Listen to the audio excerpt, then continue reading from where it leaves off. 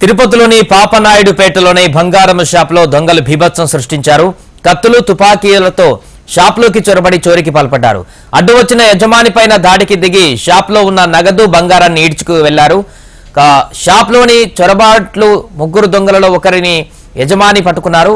కాగా మరో ఇద్దరు పరారయ్యారు. సమాచారం అందుకున్న గాజుల మాండ్యం పోలీసులు సంఘటనా స్థలానికి చేరుకుని పరిశీలించారు.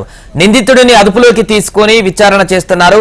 అయితే నగల షాపులో ఎంత బంగారం చోరీకి గురైందన్న విషయం ఇంకా తెలియలేదు.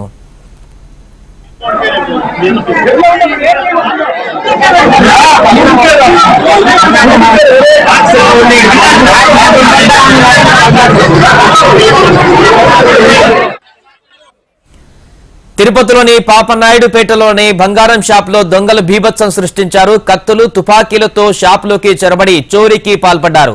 అడ్డు వచ్చిన యజమాని పైన దాడికి దిగి షాప్లో ఉన్న నగదు, బంగారాన్ని ఊడ్చుకు వెళ్లారు. షాప్లోకి చొరబడ్డ ముగ్గురు దొంగలలో ఒకరిని యజమాని పట్టుకున్నాడు.